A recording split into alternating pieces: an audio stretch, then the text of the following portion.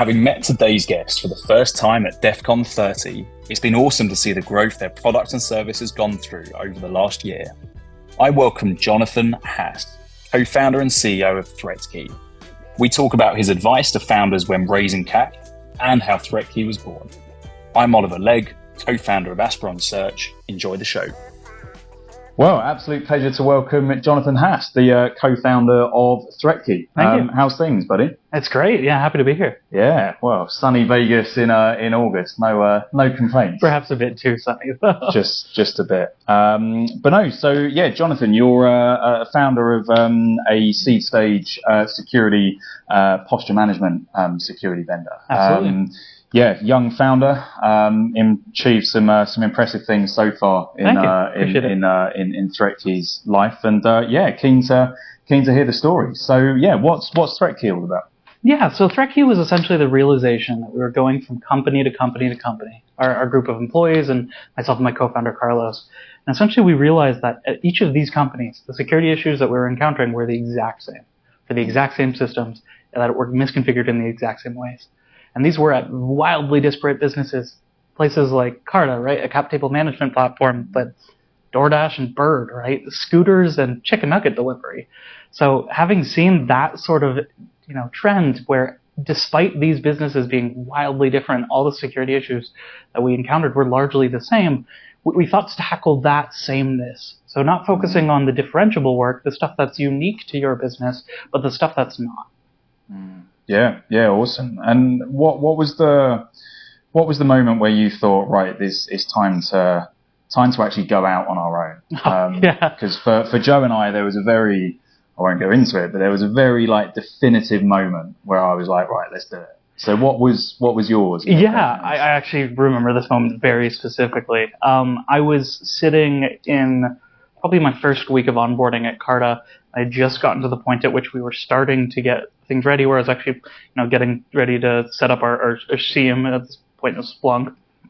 And I remember thinking, I've done this before. Not only have I done this before, I've done exactly all these steps before. And I started looking at what that roadmap was going to look like for the rest of my time there and realized it was just going to be a carbon copy of what I just did.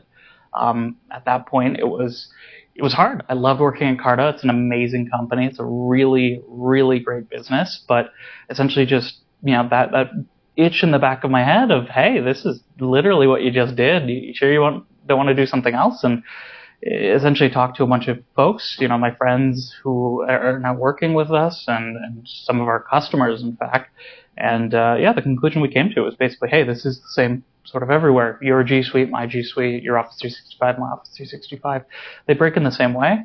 So at that point, for us, it was an easy discussion. It basically okay, if this is the same everywhere, just how do we fix it then? Yeah, awesome. And the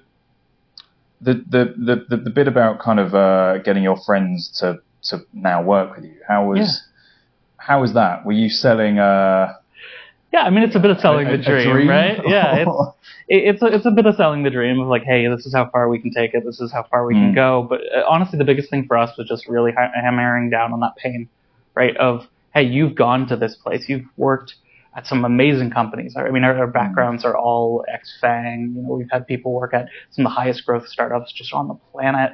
And the fact that we all had this sameness, that we all had this same encounter where it was the same issues on the same systems, really, I think, resonated with people. So it was a bit of selling the dream, but a lot of selling, hey, you're going to go to potentially another company and go work on the exact same thing. Do you want to do that, or do you want to do that at scale where you can help tons of companies rather than just one? So it's kind of finding the people that are driven by the same mission that you are. Exactly. Right? I mean, we're a very mission-driven company, and I think that's really rooted in the fact that we don't think that security should be a barrier for high growth. Yeah, no, couldn't agree more. I think one of the challenges we've had is finding people that are truly driven by the same mission, rather than, I mean, it's important when you're a startup, rather than just having a salary and just a commission payment in staffing. You gotta be thinking of the bigger picture. But yeah, awesome. And so the seed round this year, so 4 mil, right? How long were you kind of touting the different VCs to finally a gradient, right? Yeah, Gradient. So Google's AI and machine learning fund. Relatively short, all things considered. We had already done a pre-seed round, and that went pretty well. And essentially, we reached out to some new investors who we thought would be really additive to what we're building, and we got incredibly lucky. Firestreak Ventures has recently joined the cap table at ThreatKey, and they're incredible. A number of our existing investors doubled down, so that was really great too. Really just for us, it was a process of who's the right people to have around the table. And who really can see the vision of what we're building and why it's so important to have something like this. Security, especially now, funding is getting tight. People are getting layoffs left and right. For us, we're very, very capital constrained, but also very, very capital efficient. So for us, we want to be able to make sure that any investment we do make really, really resonates. And that's what we looked for in investors, folks who want to push the product forward, but not in such a way where we're just needlessly burning money.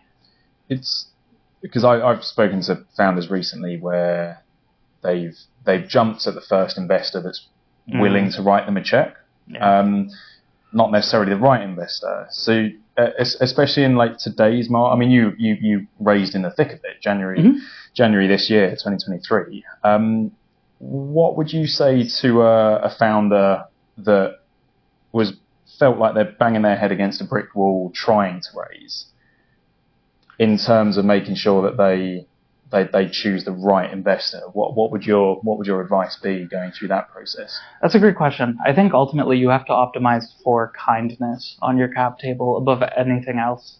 This is a marathon, not a sprint. It is a journey. It will take a while, and it will be hard. If you're not optimizing for kindness, you're not optimizing for nice people, maybe those people can be great. If someone's totally kick-ass, maybe that can help. But at the end of the day, your investors will only do so much. The onus really is on you to propel this company forward, and they can help that. But that has to start with you. So for us, we wanted to really optimize for who are good people who see the vision, see what we're building, understand that these things do take time to get started and get ramped. But once they do, it's a really incredible thing that you can just have. For us, that was, hey, we have this idea. We want to build a system of record. To now it's in deployment. It's actually being used by companies. So stuff like that, if you're not optimizing for that kind of investor, I think you're really optimizing for the wrong thing. And especially if you're, jumping at the first check you can get, sure, I mean, maybe that's good money to get. If it's the only thing you've got, I mean, that's a tricky situation to be in. But you really have to optimize for the investors that are going to be there for the long term. I mean, people talk about how, founder-VC relationship is like a marriage, and I think that's true. I mean, I've talked to some of our investors. We've worked with them for 3 years at this point. So it's a long, long journey. And it will be a messy breakup if it ever came to that. Well, honestly, and that's why I think people under-optimize for that. Yeah, awesome. And so this week at BlackHat, you've announced a new product launch, right? Yeah. The Salesforce integration. So we're launching our Salesforce integration. Essentially, Salesforce it's a tricky one, right? Like a lot of businesses use Salesforce, but a lot of businesses don't recognize the number of security controls that exist within Salesforce.